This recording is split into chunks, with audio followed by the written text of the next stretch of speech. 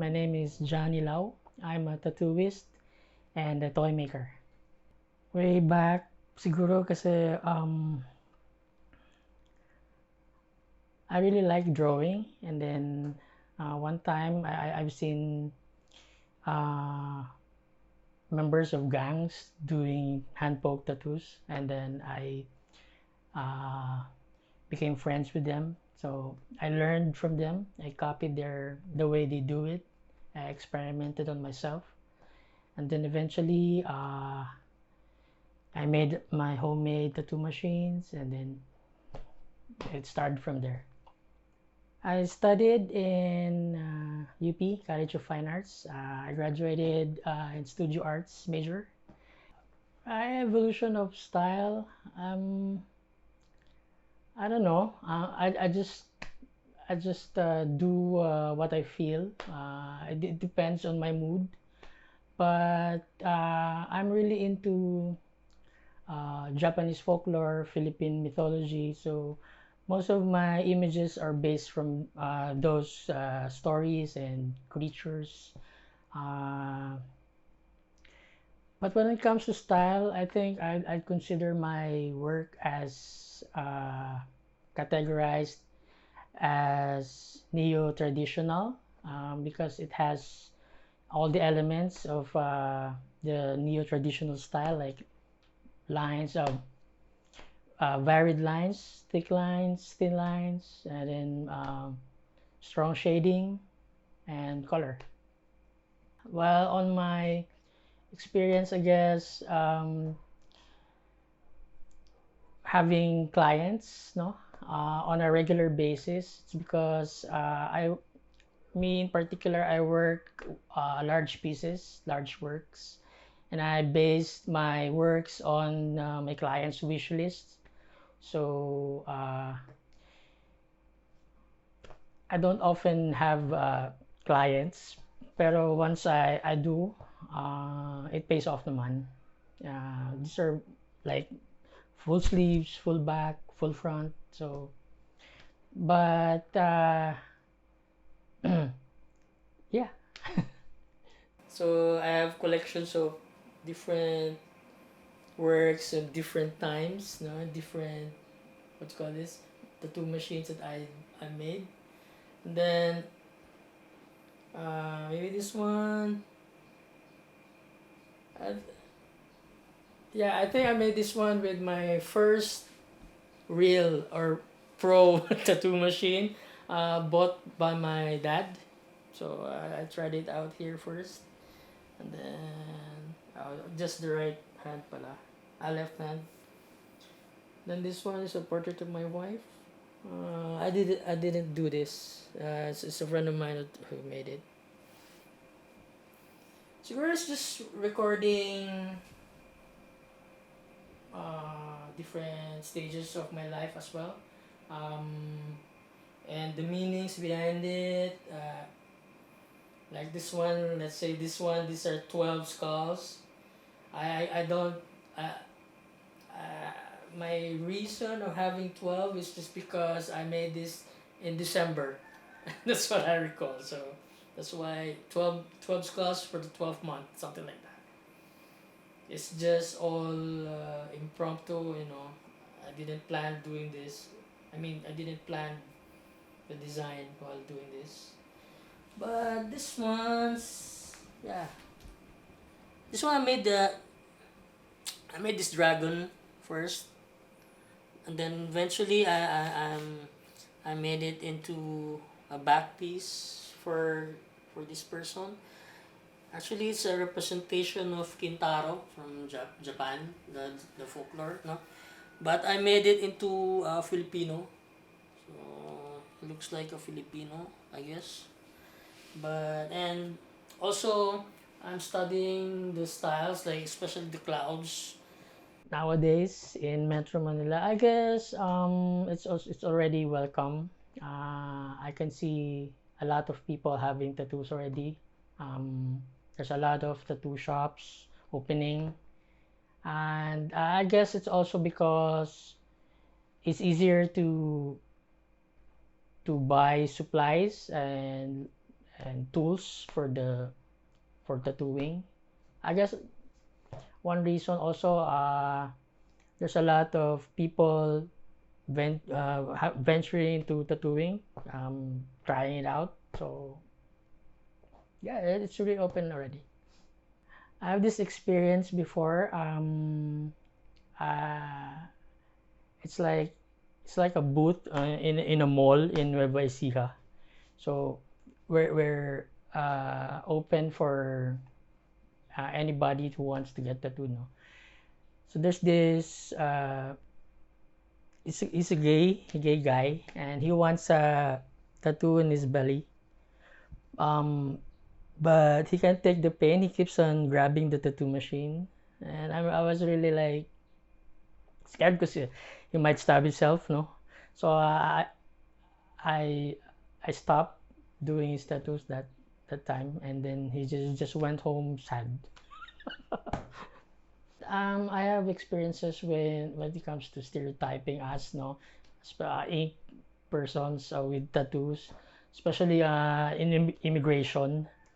Um, I have this experience in Hong Kong. Uh, they think I'm a drug mule, something like that. I often get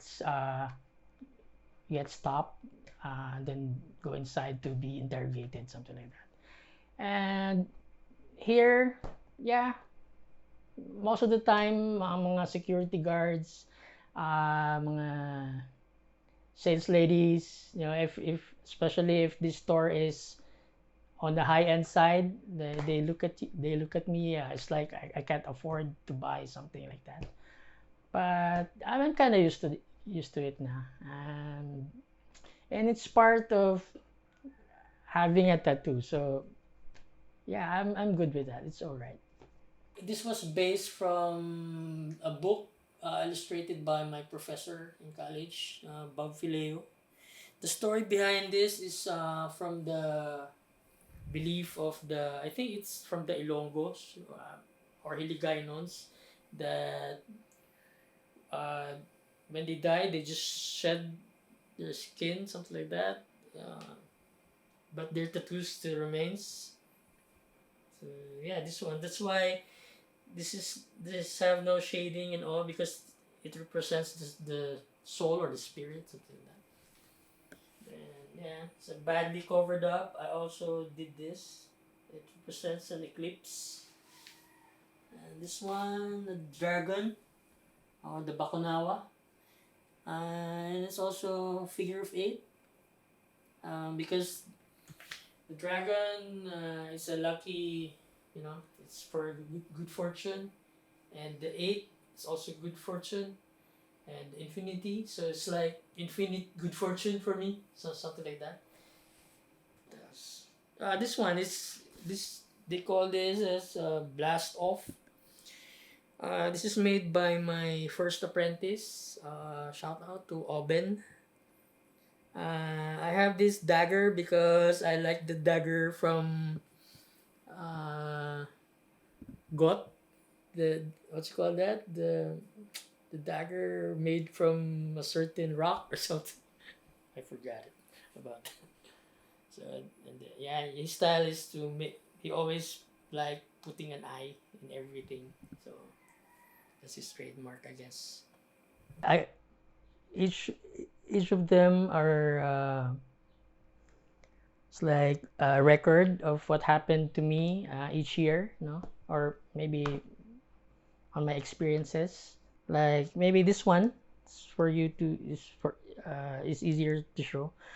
I got this from the first tattoo convention I attended in Cebu. It's the first Party in Paradise. I met a Filipino tattoo artist based in Australia. His name is Patrick, but I forgot his last name. He's into traditional Americana. And that time I'm into tarantulas and scorpions. So I wanted the P Metallica spider for tattoos, and yeah, he drew it for me, and this is it. Then this one, it's also on the same tattoo convention, but on a different year. I think it was the fourth year. And I met this Japanese tattoo master. His name is Horitatsu. Uh, and yeah, I asked him to put a daruma for me. The daruma in Japan, they believe that you can make a wish, and then you draw an eye, and then when the wish was fulfilled, you draw another eye. But on my case, I just have one eye until now, because every time my wish is fulfilled, I make another one. So so that's why there's still one eye. My very first tattoo, wait. It's this one, but it's really badly made. I'm just the one who did this. It's a hand poke needle by sewing needles. So it just left a scar. And then I tried here again. It's a letter J. So another hand poke. I started hand poke like the jailhouse style. Uh, yeah, this painting I made, I think, 2018.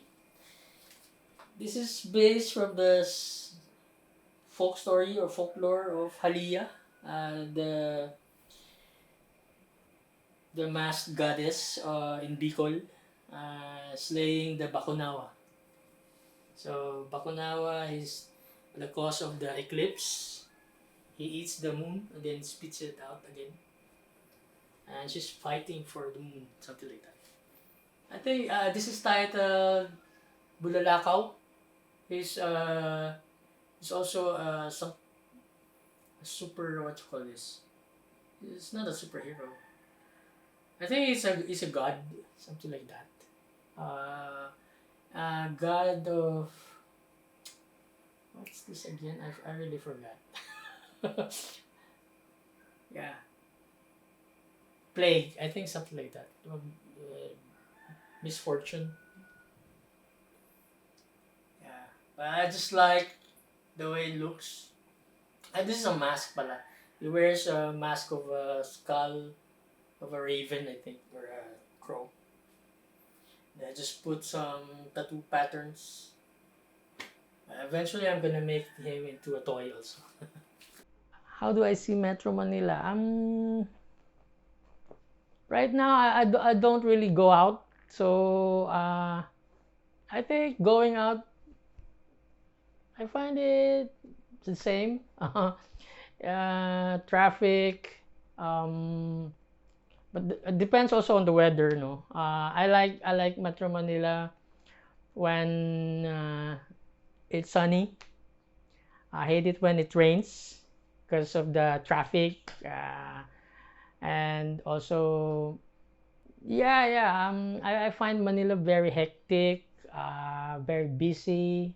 But it depends really on which part of Manila, I guess.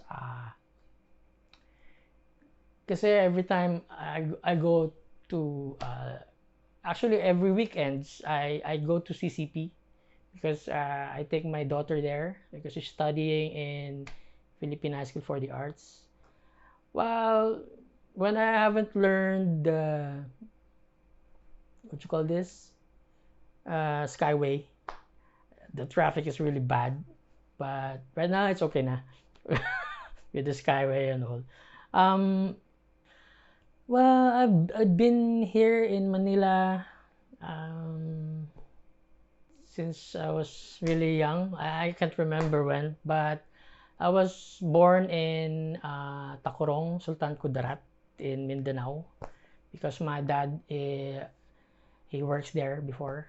So, but every summer we often come here to my lolas, and then I think 1989, I guess. Ano 1983, we moved here pala in Manila. We stayed with my grandparents because my dad applied for Saudi Arabia, way back, OFW. So me and my mom and my siblings moved here to our, yeah.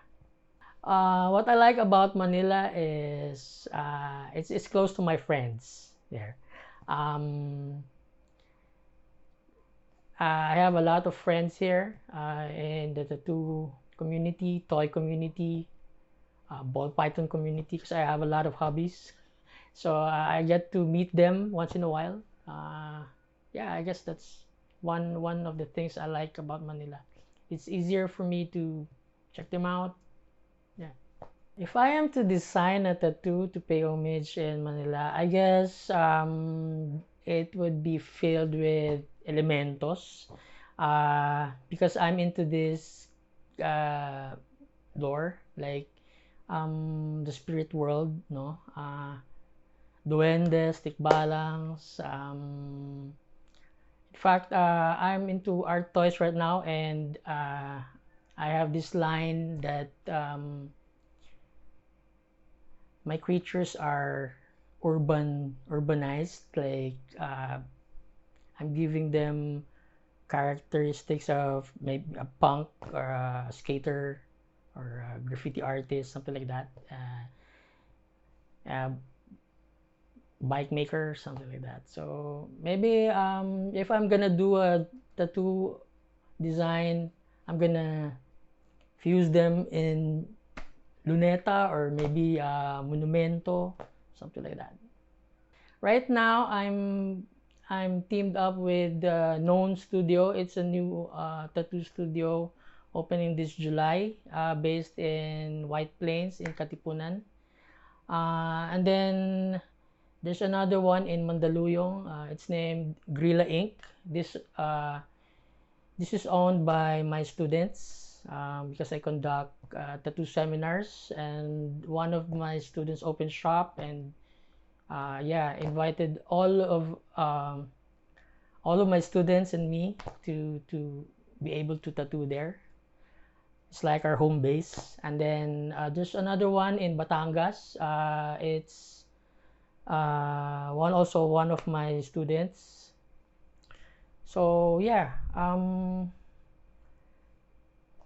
guess that's it. Well, these are my works. This is my first character, Stegmeister. Steg is because before I'm a wannabe graffiti artist, and my tag name is Steg. It's like slang for astig, so Steg. And then eventually, I thought of adopting the name for my creature, for my toy. He's an apprentice monk, but he feels like he knows everything. That's why, hence, master, Stegmeister. But yeah, he doesn't know anything. Traveling duende. So yeah, you can move the hand, the arm pala. It's magnetic. Take it off. So you make it face down or face up. Then you can remove the can. Then also the backpack, you can take it out. So yeah. So this is I call this the Stegtown crew.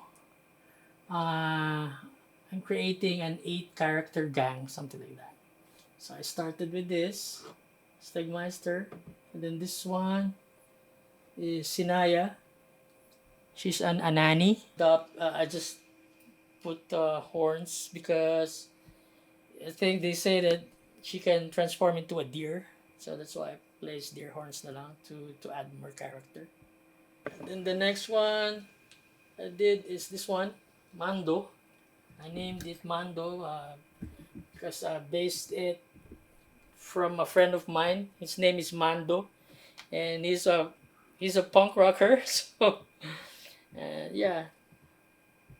Then this is my upcoming toy. This is Kiko. He is a skater, and he has a alternative band. if you don't want it to be there. Yeah, you can remove the cap.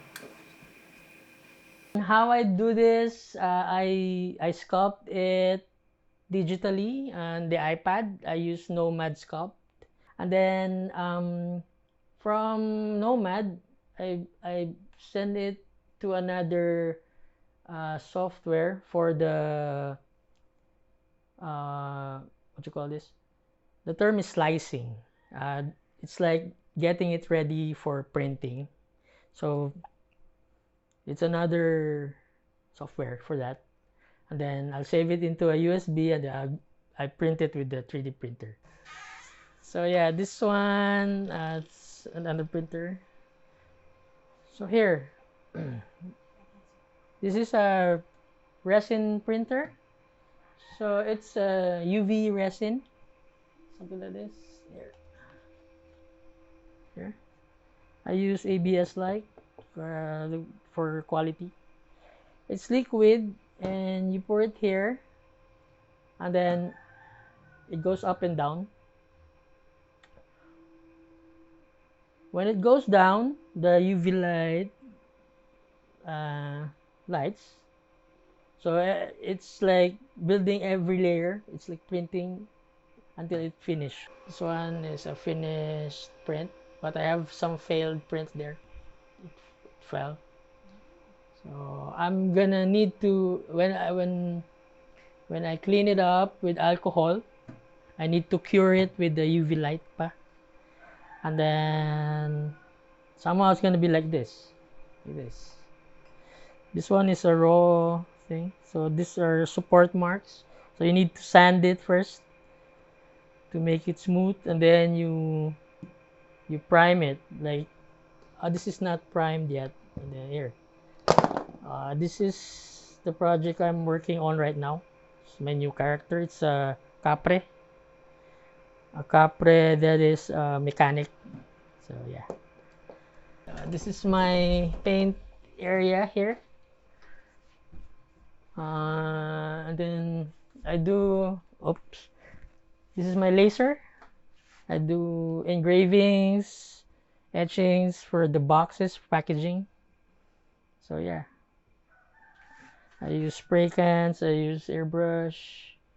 And this one I have it custom made for my preference.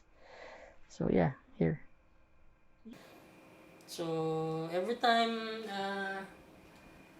before every time I want to learn something, I'll try it first on my self before executing to others, because for me it's I think that's how I respect the craft and how I respect myself as well, because I don't want to ruin somebody's skin, especially yeah before, because when I was just starting out, no.